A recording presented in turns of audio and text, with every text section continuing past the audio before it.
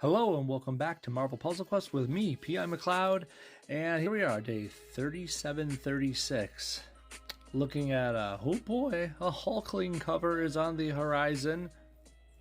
Just seems weird talking about like 4-star covers from so long ago. It feels like a long time ago, and yet I'm closer to 4,000 than I am to 3.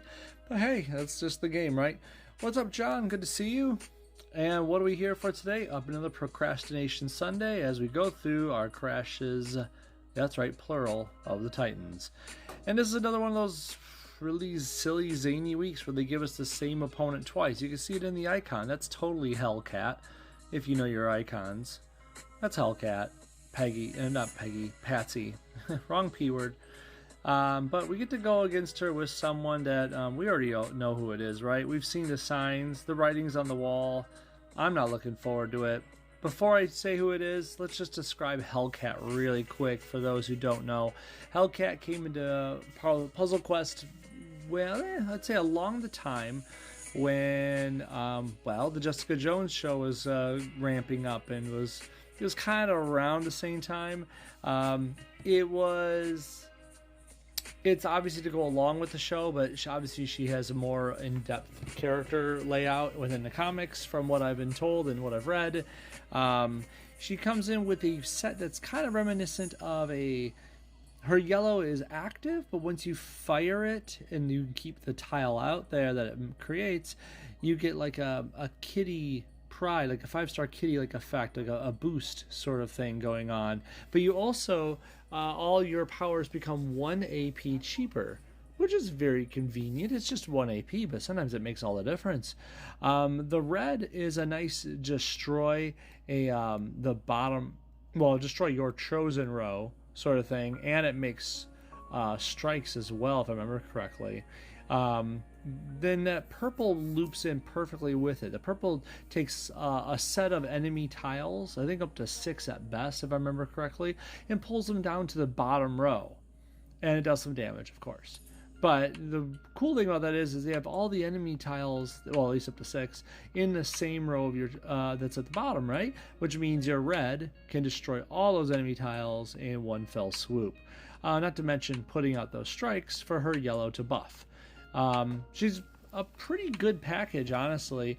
A little costly for nowadays standards, but honestly, it's not that expensive of a package either. It's not like we're talking like Namor or something here. She's got pretty cheap powers.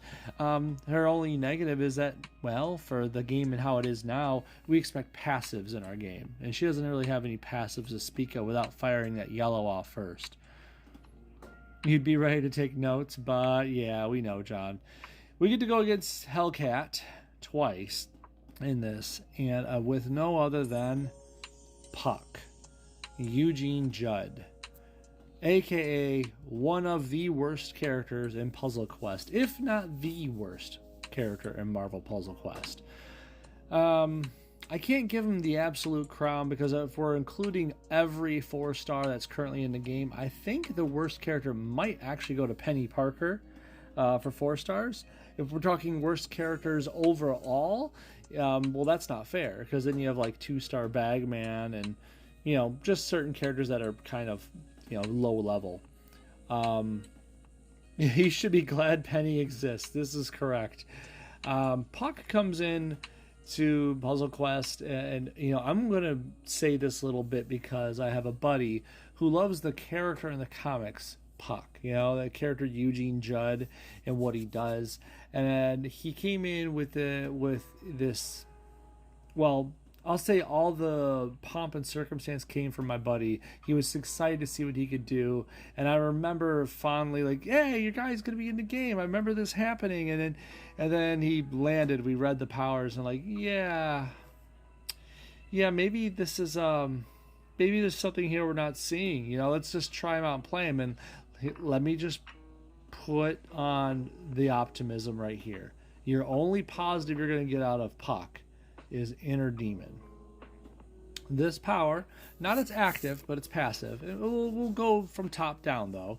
For only 6 black, it is a little cheap, it creates 3 meh strength black protect tiles. I want to read that again. They're pretty meh low, really, at the end of the day. Strength black projectiles. They have to be on black tiles. If you don't have open black tiles, you can't even create them. But he creates these couple of these black projectiles. If he has less than 50% health, he creates 5 of them. Okay. The passive is his only saving grace. When he is damaged for over 15% of his health, and this was kind of a new concept for Puzzle Quest at the time, it says percent. Most powers in the game, and at the time, all other powers in the game, when it talked about being damaged, was a raw number. And this number, basically being a percentage, makes it so that it was easier and easier to trigger as times go on, and it still is easier to trigger. It's still kind of a unique power to this day. There's other characters that do something similar, like Gertrude, but Puck remains one of the few that bases their powers on percent of damage received. Anyways, when damaged for over 50% of his health, the demon caged within Puck is briefly released from its prison, destroying a random row of tiles and dealing 3,500, and that's just my level, right, of damage to an enemy team. Now, that's actually good retaliation numbers, and it's pretty easy to trigger. 15% of your health isn't that hard to come by nowadays. There's 5-star characters in every team you could think of in PvP, and there's certain nodes in every PvE that we could think of where someone's going to hit you hard constantly. If you can guarantee your Puck to be in front to receive that damage consistently, you're going to smack back with that damage to the enemy team consistently. This is the end of where Puck is actually nice. He is good at retaliating with this team damage. And of course, add on a buffer like Okoye, Scarlet Witch, Apocalypse, and this damage jumps. You could really do a lot of damage with this. Again, this requires Puck to be the one in front to take the damage, and that's hard to do. You can't guarantee that all the time. Oh, yeah, and you're right, John. He does feed 5-star Colossus. I mean, you can see that right there with the next reward. You need to win a match with Puck, Penny, and Havoc. Why Havoc? I would consider Havoc not nearly as bad as those two. If you want to talk about bad, we could talk about Reptile. Anyways, I'm going to leave that out of the comments. Spin to Win has this idea that the random luck could be on your side, and it never is. I say never with a definitive flair, because I've had this very situation happen on stream and in games multiple times, and it doesn't seem to do the bonus damage every time. I don't know why. I don't know if anyone else knows why. I never got a straight answer. So here's the deal. He rotates, on a random row, he rotates the surrounding 8 tiles of 3 randomly selected tiles in the same row, adding a good chunk of damage whenever Puck makes a match.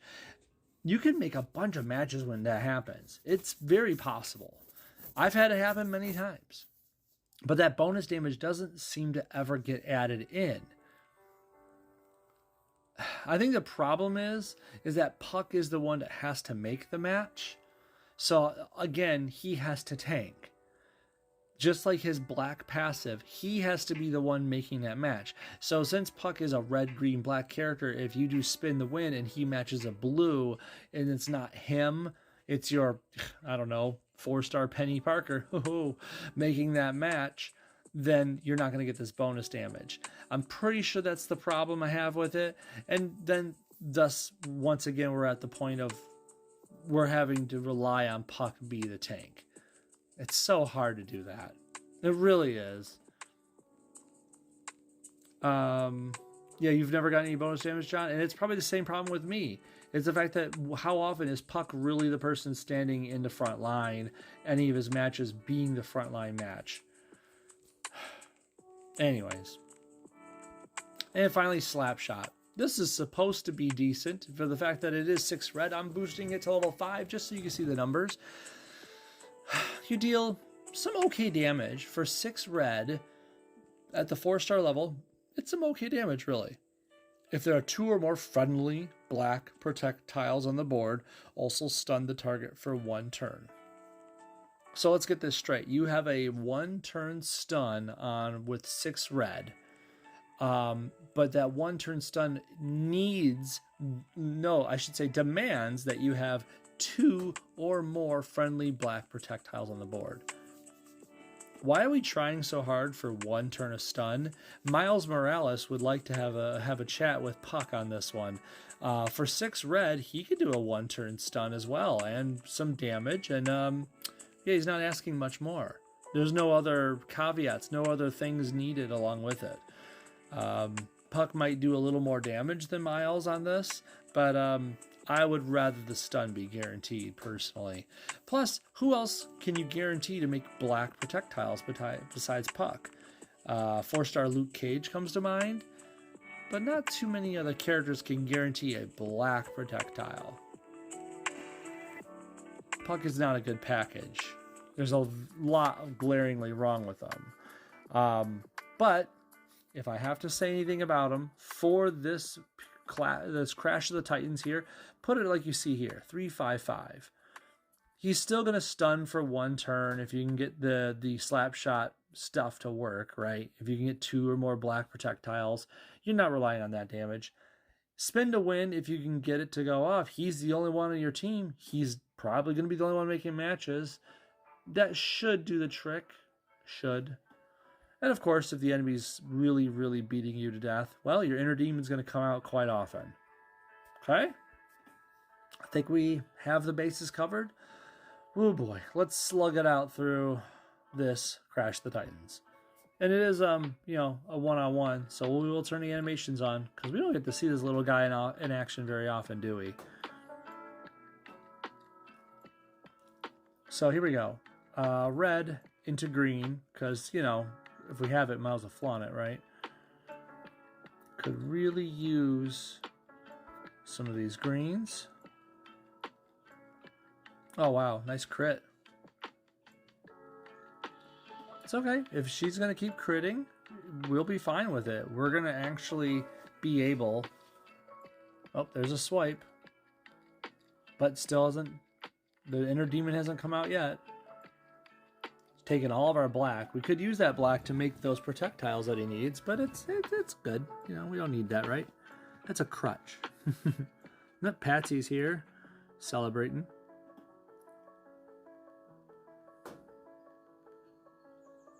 Okay. We could try a spin to win. Might as well, right? It's always hard to tell where the best place to put a spin to win is. Because you don't know what 3 tiles are going to pick in a random row. You're basically just hoping. If I had to guess, I see that blue in that second row that could be spun to make a match 3 of blue. You also have the team ups over here right in the middle. If that got spun to the clockwise upwards, that could be an option. So, you just kind of guess at which one you think is going to happen. Oh, that's right. He chooses for you anyways. But still, you can't tell when it's going to happen or where. And that's, again, another reason why spin to win isn't that good. You just don't know when or where it's going to happen. Oh, my Lord. See, we're already losing pretty badly. But now 15% of our health isn't that hard to achieve. She's probably going to hit us pretty hard. And we're probably going to see that inner demon come out. See, it keeps buffing those tiles. And I think we've had enough of those tiles, right? We're just going to do that right there. And now I can put out some protects. He does some sort of meditative stance thing. Then we're going to fling ourselves at Patsy. 1 turn stun. Decent chunk of damage. We could fling ourselves again because the protects are still out there. And we'll spin some more. Why not? Look at that little guy go. See, we did a match.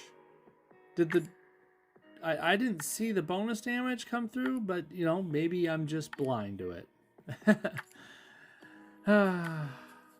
Could be confirmation bias for all I know at this point.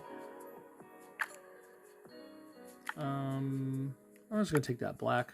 There we go. See, those tiles are gonna go down to the bottom.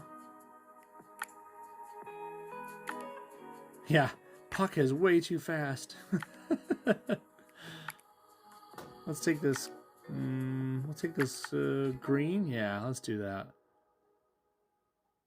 She's got a tile out there to buff again. We're gonna spin. Oh look, it made a match, and we won. I think that did the bonus damage. I think there was too much health there to be done with just a single match. So I think that might have done the bonus damage. Whew. Well, you know what? I didn't see it. It was so fast because, man, that little guy is so quick, right? I think we should do it again. I'm sure that's the reason, right? That's the reason they want you to fight her twice. Is because he goes so fast. We want to catch it again. We're gonna heal up because he definitely needs it. By the way, I mean, I guess if you're gonna use puck, if I have to give you a suggestion, okay? May I suggest going in here and picking out some supports. Now you could go with protect tile ones, so you could make some protects. You could go with ones that help your base damage out, like for spin the wind purposes. Personally, I think that, like we discussed, we need to be in front as much as possible.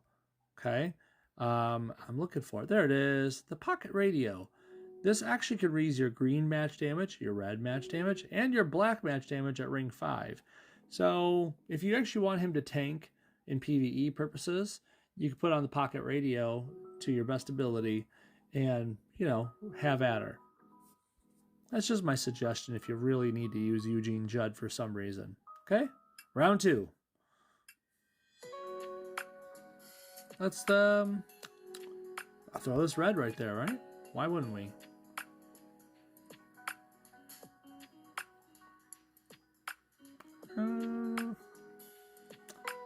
I don't... there's a green. I was going to say, I didn't see a good color match for us. We need black, we need green, we need red, and none of them are available, he says in a sing-songy way. Still not seeing it. There's a black now. Oh, no, but she'll take it. She obviously needs it, right? Worth her yellow, purple, red spectrum of colors. There we go. Well, I guess we'll spin. Why not, right? Oh, wow. See, there's an example of it actually working. Look, see, you know, if the little guy could do that more often, that would actually make him cool. That would really be nice. But the problem is, it was random. It was a random row. It was random tiles in that row. It spun them, and it just so happened to make them match. There's so many variables. And so I'm going to be happy for the moment that we got a legendary token that nice and easy, but I can never guarantee you that'll happen again. So, but that is our Crashes of the Titan for this previous week with Puck, or Eugene Judd. Thank you very much, Patsy, for taking the fall twice over for those legendary tokens. And that's it for me this time. Thank you very much for joining me, John. Thanks for watching, and I'll see you all pretty darn soon. Later.